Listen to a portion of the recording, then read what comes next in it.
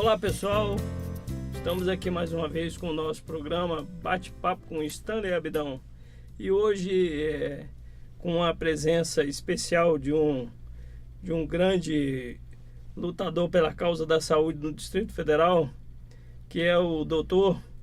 Jairo Bisol, hoje promotor público aqui em Brasília, defendendo a causa da saúde. Tudo bem, promotor? Tudo bom, Stanley. Eu queria que o senhor falasse um pouco Eu diria que nós tivemos um momento onde, de certa forma, representados por um movimento da reforma sanitária, a sociedade brasileira e o Estado se envolveram com a questão da saúde e consolidaram no plano constitucional a saúde como uma política de Estado avançadíssima.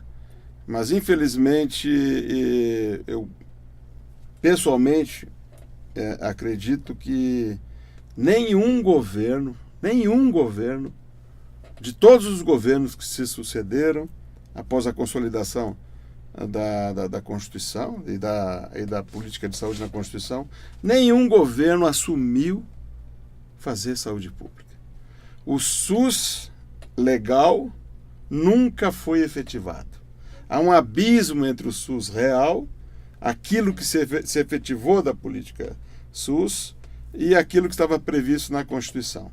Esse é um primeiro ponto importante. Acho que a sociedade brasileira devia voltar a se envolver com a questão da saúde, porque a gente está vivendo aí momentos dramáticos da saúde pública, o processo de deterioração das estruturas de oferta de serviços de saúde é grande, o descompromisso aumenta,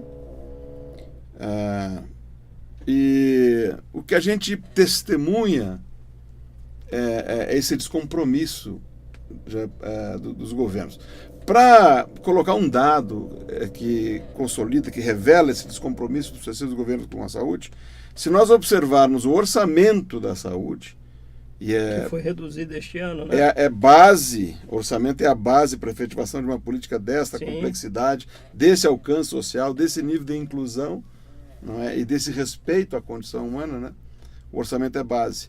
Se nós fizermos uma pequena história do orçamento do SUS desde a sua origem, nós vamos notar que havia sempre preceitos constitucionais determinando a ampliação da base do orçamento, e nós tivemos governos que foram progressivamente diminuindo esse orçamento. Se a gente quiser forjar um neologismo, eu poderia dizer que nós vivenciamos nesses anos um progressivo desfinanciamento da saúde. Então, esta é a situação histórica da saúde pública, e a situação de hoje, agravada por uma crise econômica, é dramática. E a sociedade, infelizmente, acaba pagando por essa irresponsabilidade, né? Eu diria em cima de alguns dados, para a gente pensar do geral para o particular. Nós temos uma estrutura de saúde pública, além da falta de vontade política e falta de compromisso dos governos com a efetivação. Como resultado, a gente tem esse desfinanciamento, temos um subfinanciamento, portanto, que se agrava em função do desfinanciamento progressivo. Nós temos uma absoluta irresponsabilidade na indefinição de um modelo de gestão que viabilize a efetivação da política. Só esses dois elementos mostram o grau de descompromisso. E temos esse abismo entre a dimensão legal e a dimensão real.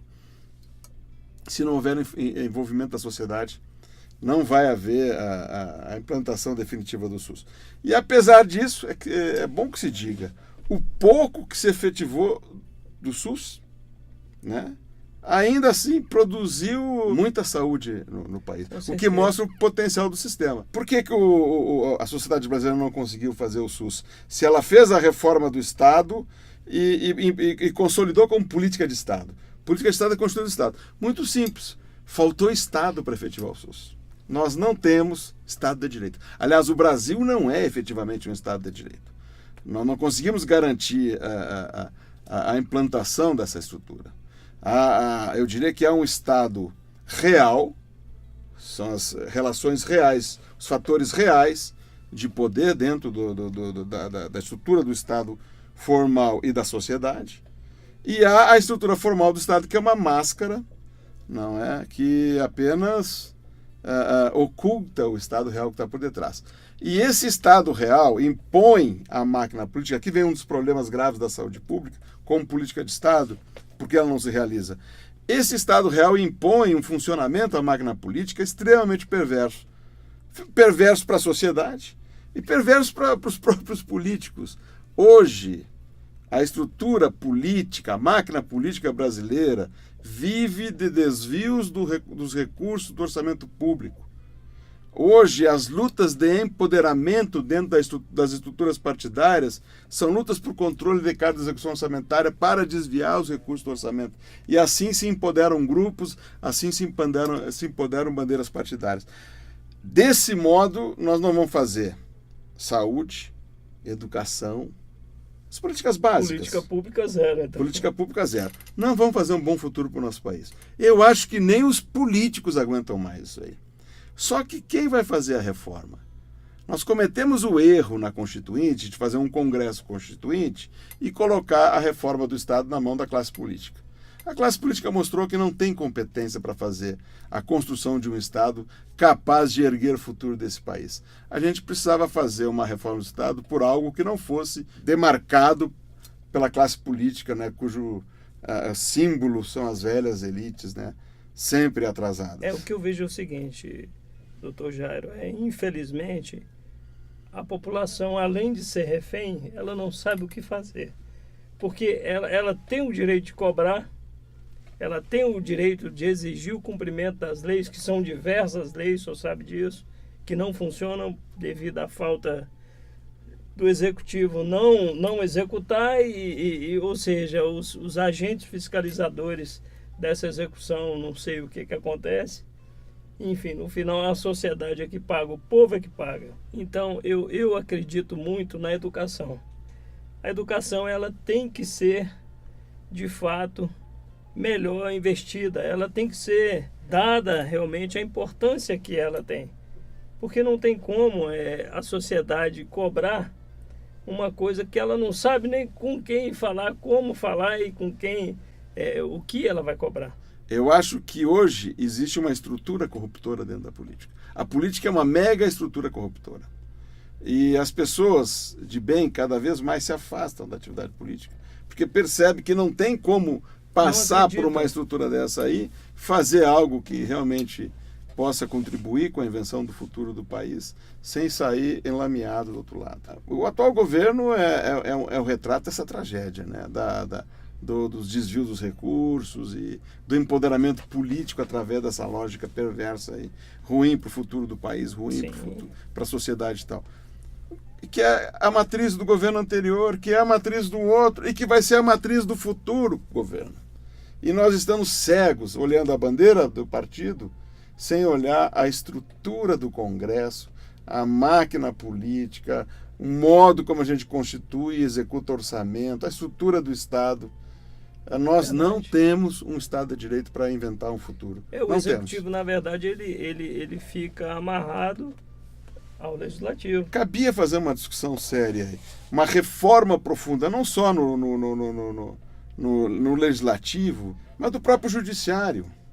Se a questão da saúde mostra isso.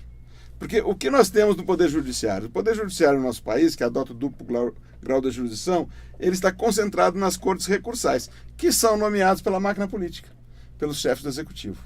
Então, quando você, por exemplo, como eu, que sou um promotor que fiscalizo política pública, quando eu judicializo uma ação para a efetivação da política pública, esta é aquela ação que tem o viés de uma proteção do direito à saúde coletivamente considerado, eu ganho as ações, ganho liminares e ganho as ações de primeiro grau. E perco nas cortes recursais. E não tem como, isso aí é matemático, 95% das ações que a gente ganha as liminares e ganha as ações de primeiro grau, a gente perde em segundo grau. Isso é um modo de Constituição. No momento que eu tenho um Tribunal de Justiça, devido a essa Constituição política, um Tribunal Superior, que é constituído por nomeação do chefe do Executivo, isso cria um vínculo. É complicado. Não são as pessoas. Não é a pessoa do chefe do Executivo, não são as pessoas dos embargadores ou ministros, porque essas pessoas somos nós. Não são as pessoas dos parlamentares. Essas pessoas Somos nós. É verdade. São as estruturas. Se nós não mudarmos as estruturas, as pessoas, sejam lá, nós, seja lá em que versão for, nós vamos entrar para essas estruturas e continuar fazendo a mesmíssima coisa, desviando recursos do orçamento para entrar no jogo do empoderamento da disputa política. É nisso que está, é nesse ponto que nós chegamos, está muito escancarado isso. Isso impacta demais nas políticas públicas, máximo se tratando das políticas de saúde e de educação. Mas de segurança também agora está impactando, e de uma forma grave. E nós vamos continuar fazendo isso. Então, eu acho que é o momento da gente pensar que a nova república está esgotada. Essa fase está esgotada. A gente precisava fazer um upgrade. Não é? E pensar como fazer esse upgrade. Só que isso importaria em que muita gente tivesse que descer do cavalo. E as pessoas que estão em cima do cavalo não querem descer do cavalo. Né? Infelizmente é muito complicado. A saúde do DF, por exemplo. Sim. A saúde do DF, a gente tem aí algo em torno de 8 bilhões de orçamento. Como, com 8 bilhões, não se faz saúde pública na capital da República? Como é que eu vou explicar isso aí? Não é? Se eu posso afirmar que há um subfinanciamento na saúde de um modo geral, eu diria assim, talvez da estrutura subfinanciada, a menos subfinanciada, a mais bem aquinhoada, seja justamente do DF. E não se faz saúde pública na capital da República. Não se faz nem atenção primária. Atenção primária, que é a base do sistema, e a dificuldade que as unidades federativas encontram de fixar as estruturas da atenção primária, do Programa de Saúde da Família, né, as equipes, fixar ela nos grotões do nosso país, lá nos rincões do interior, é a dificuldade de fixar o profissional lá. Principalmente o profissional médico, que é um profissional cuja formação implica em estudos extremamente complexos, avançados, normalmente feitos em capitais, e a pessoa se forma depois de 5, 6 anos de estudo, mais 5, 6 anos de residência, e vai querer morar num lugar mais privilegiado, num centro urbano, com acesso a cultura, com estrutura melhor, vai querer morar numa cidade grande. Então você tem dificuldade, naturalmente, de fixar os profissionais, salvo pessoas, profissionais vocacionados, mas que não são em número suficiente, de fixar no interior. No DF você não tem isso. O médico pode morar na Asa Sul, na Asa Norte, no Parque Coelho, setor de mansões, não sei das quantas, onde ele quiser. E ele pode ser um médico de família e trabalhar no interior do DF, que vai lá em meia hora, 40 minutos de carro. Sim, com certeza. Não é? E não fazem. E eu pergunto para o senhor, doutor Jair, eu sei que o senhor está aí diuturnamente nessa luta aí em defesa dos pacientes, desse sistema único de saúde, que é maravilhoso, como a gente já falou, mas infelizmente não funciona. Eu pergunto ao senhor, hoje, o que a gente teria de concreto para resolver essa questão da saúde no GDF? Deixa eu colocar um retrato que está acontecendo hoje, que é uma cena dantesca. Por favor. Eu vejo hoje a classe política acusando os profissionais da saúde, não é, como o responsável pela situação de não funcionamento do sistema, taxando o profissional da saúde de preguiçoso, do absenteísmo, enfim, que não trabalha, não tem compromisso e tal. Esse é um discurso que vem do Arruda para cá, pelo menos a gente percebe esse discurso, ora de uma forma mais ostensiva e ora de uma forma mais comedida, mas está nas estruturas de governo, né? E com isso vai só desmotivando mais ainda o profissional, lógico. Temos problema de absenteísmo na secretaria? Temos. É o problema da secretaria? Não.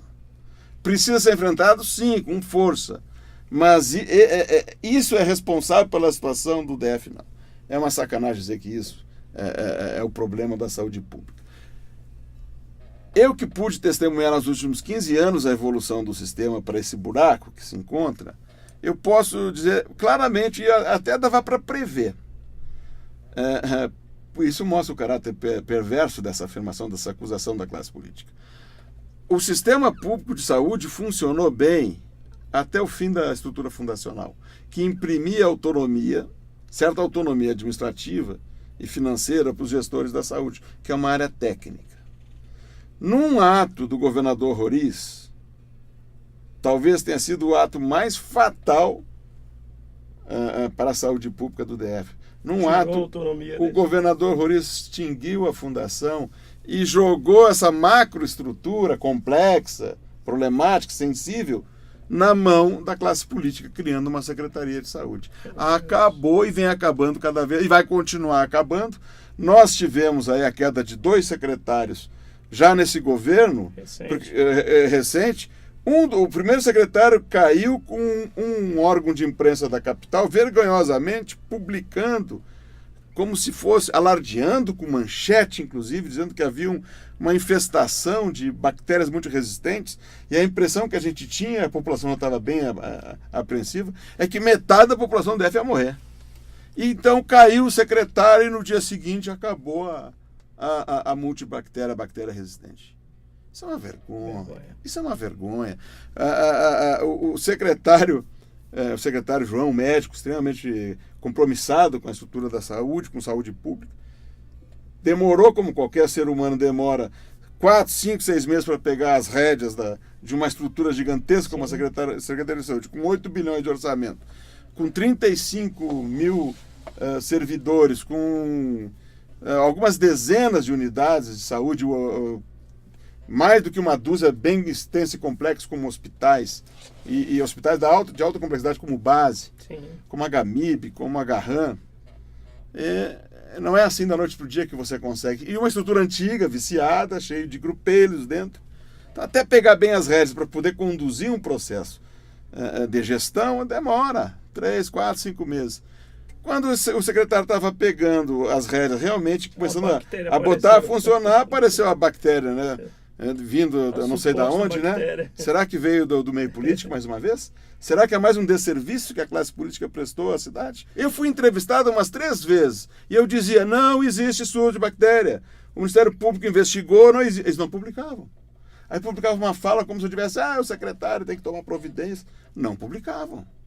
É uma coisa muito ostensiva, uma determinação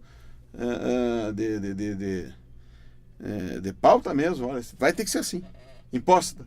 Sumiu o secretário. Quem é que está por detrás disso? Não é? Quem é por detrás, saiba. Quem está por detrás, que saiba que prestou um grande desserviço à saúde pública do Distrito Federal. Saiba que prestou. E, aliás, houve um retrocesso. Não sei também se não foi por pressão desse mesmo grupo que o secretário Gondim caiu. O secretário Gondim, ele estava fazendo uma revolução do ponto de vista da gestão administrativa da SES. Ia implodir guetos. Ia reorganizar. Talvez o erro do secretário, e aí a gente criticou bastante ele em relação a isso, talvez por não ser da área da saúde, ele não percebeu que precisava, durante essa revolução que ele estava querendo fazer na gestão, que estava conduzindo, ele não poderia deixar cair a peteca da assistência. E, infelizmente, deixou.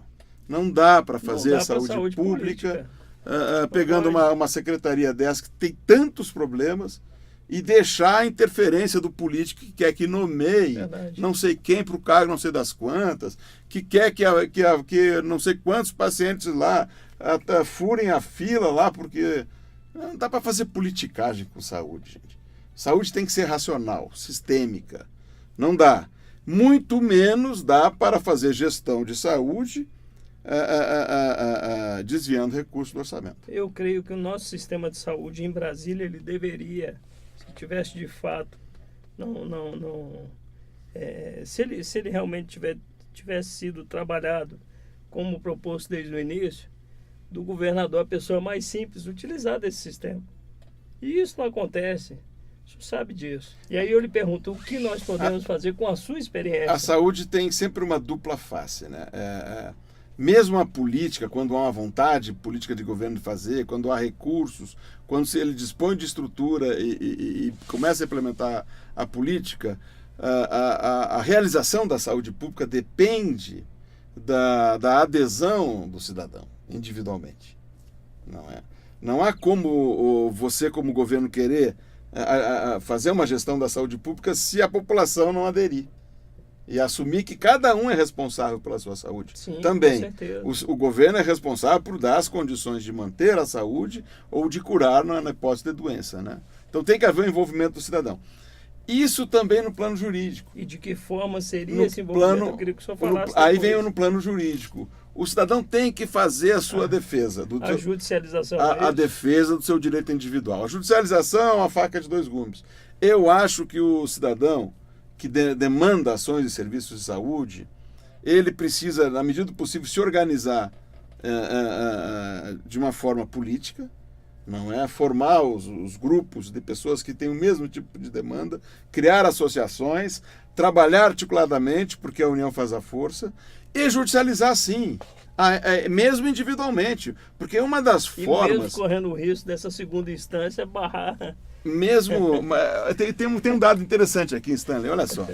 Porque eu falei da segunda instância barrando, e é realmente o que acontece no plano da defesa do direito coletivamente considerado. Que quem tem atribuição para fazer é o Ministério Público.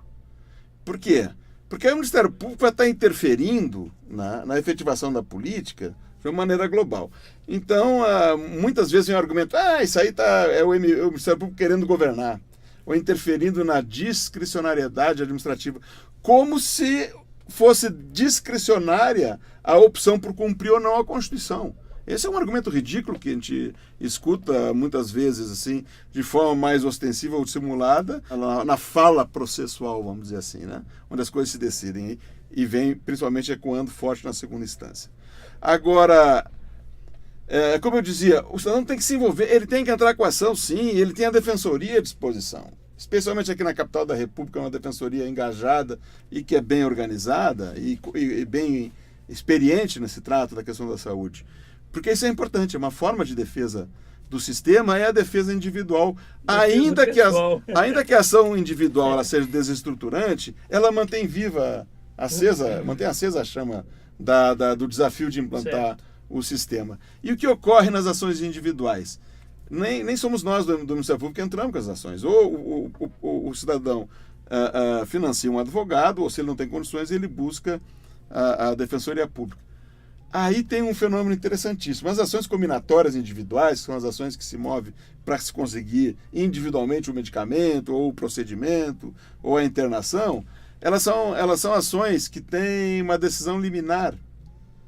E essa decisão liminar é tomada pelo juiz de primeiro grau. Porque o juiz de primeiro grau, ele tá produzindo a prova, ele está em contato com as partes, a magistratura de primeiro grau ela tem uma sensibilidade maior com a sociedade. Porque está no processo, tem contato com as pessoas, tem contato com a sociedade. Quando o processo sobe para o segundo grau, as pessoas não aparecem mais, é só papel. Aí vem quem tem o poder de decidir em última instância concentrado e que é nomeado pelo executivo. Mas as ações individuais, essas aí, olha que estranho que acontece. Porque o poder hoje consegue controlar o judiciário desse modo. Estabelece um duplo grau de jurisdição e o segundo grau quem nomeia somos nós, o executivo. Dessa forma, há um controle do poder judiciário. O poder judiciário nessa estrutura acaba se inclinando mais para o Estado do que para a sociedade. Não é? Mas o juiz de primeiro grau, esse que está em contato com as partes, ele fica mais inclinado para a sociedade. Não é? E as ações combinatórias produzem liminares satisfativas. Essas ações combinatórias individuais, elas acabam se resolvendo em primeiro grau. E isso é muito bom. Por isso que gera essa onda tsunâmica da judicialização e que preocupa as estruturas de poder, porque eles não têm como controlar. Essa forma de controle que se estabeleceu sobre o judiciário não atinge esse tipo de ação porque as liminares são satisfativas. Entendi. Então, a população tem encontrado muito guarida ao seu direito pela saúde, pela via individual. E quando o Estado não cumpre... em face dessa sensibilidade que a magistratura de primeiro grau tem com a sociedade. É assim que está funcionando agora. E, enquanto isso, a gente tem que ir pensando formas de se articular e de lutar de uma maneira global. Precisamos fazer a reforma do Estado e precisamos recolocar a sociedade em torno da questão da saúde. E isso implica em reativarmos com força o movimento da reforma sanitária. Certo. Eu queria especificamente falar para o senhor a questão hoje de uma doença rara no GDF, que é o meu caso. Sou portador de esclerose lateral, que é uma doença complexa, uma doença sem uma causa específica. Medicamento, o único que nós temos é o Riluzol, que a gente já se sabe aí com as pesquisas que não tem um efeito muito satisfatório. Se hoje nós estamos aí com essa deficiência na saúde assistencial, nessa saúde assistencial básica, como é que vai ficar as doenças raras, as doenças dos casos mais complexos? Dramático. Como é que vai ficar? Eu diria uma coisa, Stanley. Hoje, inclusive a ótica a abordagem da fiscalização que a gente faz, que a gente busca fazer a partir de uma compreensão estrutural e estruturante do sistema, a abordagem que eu faço hoje, tenho dito em algumas reuniões, ela é em cima do mínimo. O MP está exigindo que se coloque número mínimo de médicos e profissionais de saúde na ponta, na assistência, lá na ponta, tá? Especialmente nas emergências e na parte da cirúrgica, na parte ambulatorial. O mínimo necessário para funcionar. E que a ponta também tenha o mínimo de medicamentos e insumos para funcionar, porque não adianta só os profissionais. Porque não tem o mínimo necessário de profissionais, não tem o mínimo necessário de medicamentos e insumos. Isso acaba e que se coloque, são 3 pontos, Sim. E que se coloque minimamente os equipamentos a funcionar. Sim. Essas 3 coisas não estão funcionando. Por isso que eu disse que o último secretário, infelizmente, ele não tinha o traquejo da área da saúde, o feeling, ele não percebeu que ele não podia deixar cair essas petecas. Então, hoje se produz uma legião infelizmente, uma legião de cadáveres, de mortes nos hospitais públicos da capital federal. E isso mostra um grau de descompromisso e de responsabilidade que se tem com o sistema público de saúde. Imagina como é que está a saúde. E aí você olha, a saúde teve ótica subfinanciada, e a gente vê que a dificuldade dos governos em recompor minimamente o financiamento. Não se recompôs o subfinanciamento do ano passado para esse ano. Esse final do ano vai faltar dinheiro de novo. E isso implica em mortes. Sim, quer dizer, certeza. Nós não conseguimos garantir a prioridade. Apesar da Constituição ter dito que as ações e serviços são de relevância pública, não que as demais ações e serviços do governo sejam de relevância pública no sentido lato. Mas essas são em sentido estrito. Ela está querendo dizer, essas aqui são hierarquicamente superiores, têm que ser priorizadas. Apesar disso, no nosso país, a gente não assiste à priorização da saúde. Doutor Jairo, eu tenho uma ideia em mente e fico pensando, por que não investir no cidadão preventivamente, ou seja, na saúde preventiva? Com isso, a gente com certeza ia minimizar esse problema na assistência básica. Você teria que começar a fazer, para começo de conversa, uma reforma no sistema educacional. Certo. Não se produzem profissionais para atenção primária. Doutor Jairo, eu queria agradecer ao senhor, excelente esse programa, esse bate-papo foi muito bacana. Bom mesmo. Mas antes de encerrar, queria que o senhor desse uma palavra de ânimo, de estímulo para esse paciente, para a gente finalizar o programa. Meu amigo, minha amiga, a saúde pública é uma luta. Ela sempre foi uma luta e sempre será uma luta. E a gente não pode desanimar. A gente vê um momento difícil da saúde pública no país e a gente vive em situações pessoais, alguns com mais possibilidade, de uma forma mais intensa de atuar, como é o caso do Stanley. Stanley é um ativista na área da saúde, não é? Portador de uma doença rara, uma doença bem agressiva, mas uma pessoa que muito claramente ama a vida, está agarrado na vida e fazendo a luta que ele tem que fazer. Não é? E é disso que a gente precisa. A gente tem que estabelecer a luta no limite de nossas possibilidades e passo a passo. É assim que Esse é o sentido da vida. A vida não tem nem bem de um lugar de onde ela veio, nem bem um lugar para onde ela vai. O sentido da vida é esse. São desafios e é um passo depois de outro passo. Você está de parabéns, Stanis. Eu acho que você representa essa energia, né, importante, essa energia de luta e de ganas por tocar, ter esse compromisso com a vida. Muito obrigado, promotor, por essa rica oportunidade que o senhor hoje nos concedeu, porque infelizmente a gente sabe o acesso, como é complexo o acesso a tudo. Então é muito bom as pessoas que nos assistem verem que não existe nenhuma barreira entre a sociedade realmente e quem governa. Então são pessoas como o senhor, com a sensibilidade ao bem, às coisas corretas, que fazem a diferença do nosso Brasil. Muito obrigado mais uma vez. Obrigado a você que nos assiste. Eu que agradeço. Continue nos ajudando, continue apoiando a nossa causa. Acesse nossa fanpage que está aparecendo aqui. Nos ajude da forma que você puder. Qualquer coisa, ligue para mim, como eu sempre falo. Estou aqui para lhe apoiar, para lhe ajudar. E vamos juntos nessa corrente do bem, que com certeza a gente vai conseguir superar esses problemas, esses desafios. E como hoje eu também disse, o Brasil, depois dessa crise, ele vai crescer muito mais. Ele vai vir com muita força. E eu creio que muita coisa boa ainda vai acontecer e nós ainda veremos. Muito obrigado. Obrigado. Tudo de bom para o senhor aí. E até a próxima semana com o nosso próximo programa Bate-Papo com Stanley Abidão.